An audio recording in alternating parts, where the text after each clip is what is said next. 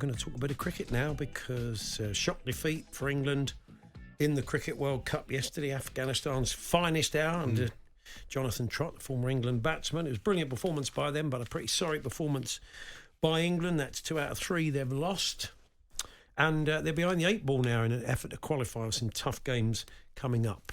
Andy has given his kind of knee-jerk mad reaction as he was watching the game. I take it a slightly more balanced take from former England bowler, one of our top pundits here, of course, Steve Harmison. Hey, Harmy. Afternoon, boys. So, yeah, what was your feeling overall? It felt like a bit of a sloppy performance yesterday. I mean, you've probably been in games where you come off at the end and you all think, what happened there? Where did that come from? Yeah, England looked shell-shocked after the start. You know, there's quite a few things that you could pick up on. I know Bumble was saying about the preparation of the team and the game against New Zealand. I could forgive a little bit. The first game of the tournament, England didn't really turn up, but this one it was always the toss was a question mark. I couldn't understand that. The team, Mo and Ali, when you haven't got Ben Stokes, Mo and Ali, the experience of Mo and Ali, I think, is a must. The form of some of the players going in, and I think that's what Bumble was saying about the preparation not being the greatest.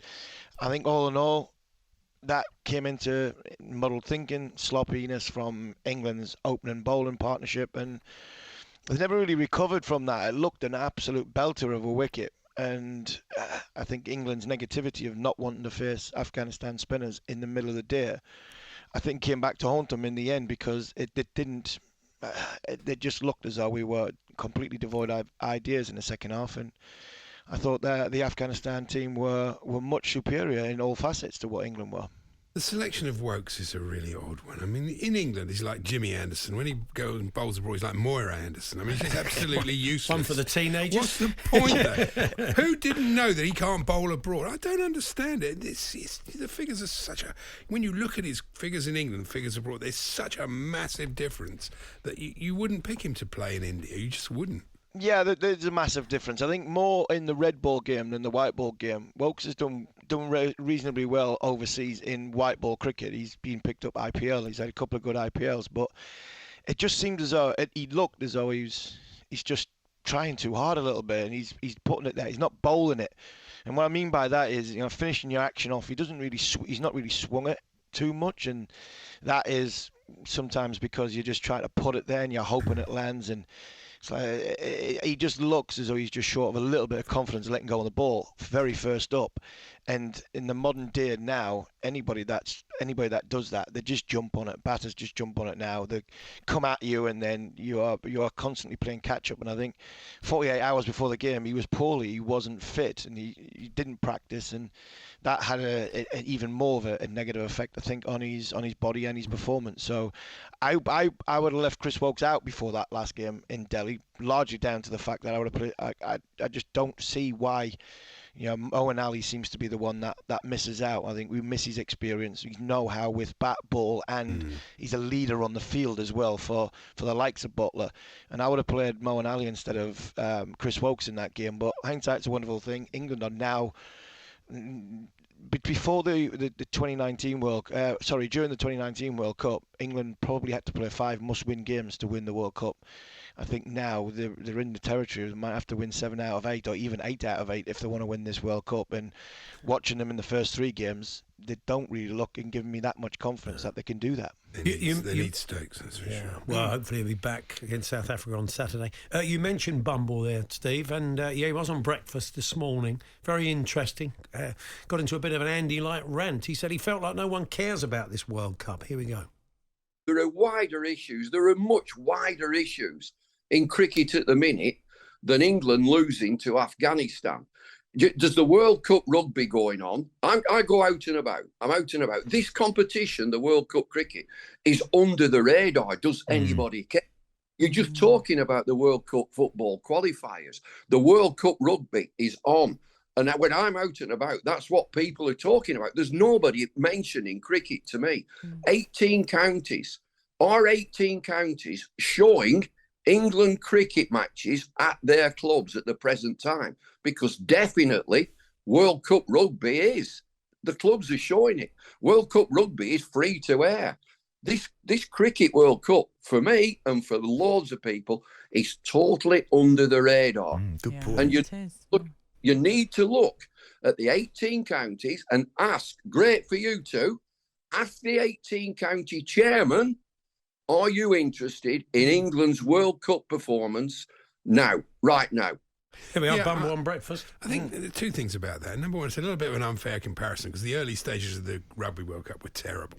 Terrible misguide. Now we've got into the quarterfinals, fine. And I think cricket will be the same. Because at the moment we've not really had a close game, have we? And That's also, Steve, 50 over cricket itself, it is a dated format. There is a problem with it. People love Test cricket, they love T20, and there's something about 50 over cricket, that sort of lumpen period in the middle, that just doesn't work. And I think people have gone off it. Yeah, I think you're right, and there's quite a few things that came out of obviously that rant from Bumble, and he's spot on. But what I'll say to that is, he's asking if 18 sort of county chairmen are interested in this World Cup. I think the 18 chairmen will say, are the ECB, the England cricket team, interested in 18 counties after the way the sort of the rhetoric of county cricket, and that's been over the course of the last 4 or 5 years. So I think it works hand in hand both ways. Yeah. I don't think this World Cup has been great, I must admit. I think, Andy, the comparison you're making, 2020 and the difference between 50 overs, I think we're seeing that in the tournament because we're seeing teams 120 for one after 20 overs, and you're going, right, they're set, it's going to be 350, 400. And then all of a sudden, a 220 for 8, losing wickets like Pakistan did. Even the game we're watching now, Australia were going home. 20 overs into this contest, Australia going home, losing 3 from 3. Sri Lanka in the power play and then kicking on.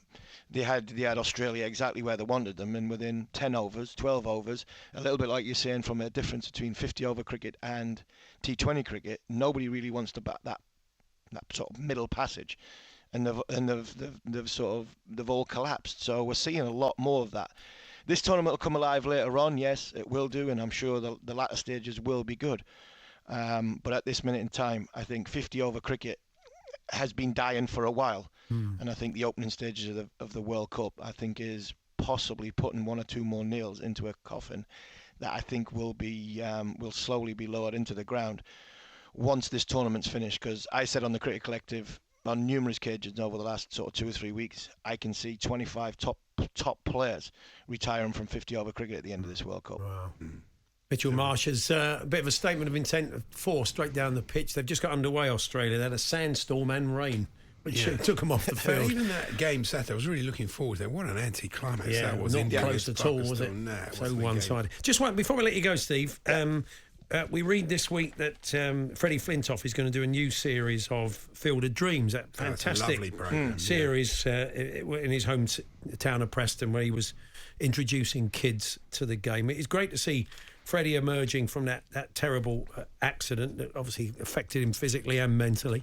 But it's great to see he's doing that. It's great to see him around the England squad. I mean, he's an old mate and teammate of yours. I'm sure you're delighted. Yeah, I'm over the moon. It's great to see him back. I seen him earlier in the summer. Our 2 sons played against each other, Northumberland against Lancashire, and it was good to see him then. Obviously, he was still a little bit in sort of recovery, trying to sort of come to terms with what's happened to him, but to see him then go with England, I think Rob Key had been trying to get him involved for quite a while now, and to get him involved in England, it would have been, I'd love to have been in that dressing room listening to a conversation between Stokes and Flintoff. That would have been brilliant. But then when you've seen Andrew do the cap and ceremony to Tom Hartley, it just shows how much Andrew Flintoff not only loves cricket, he loves England and the game itself. And to see what he did in the first series of that documentary was excellent. And to get another series going, it'll be fascinating. It'll be fantastic to see. And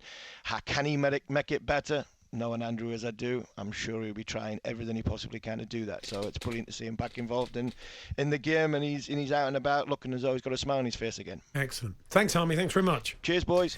Steve Harmison there for England, fast bowler, and Australia's reply is underway. Paul Hawksbee and Andy Jacobs, Monday to Friday afternoons 1 till 4 on AM, on DAB, via the talkSPORT app and on your smart speaker.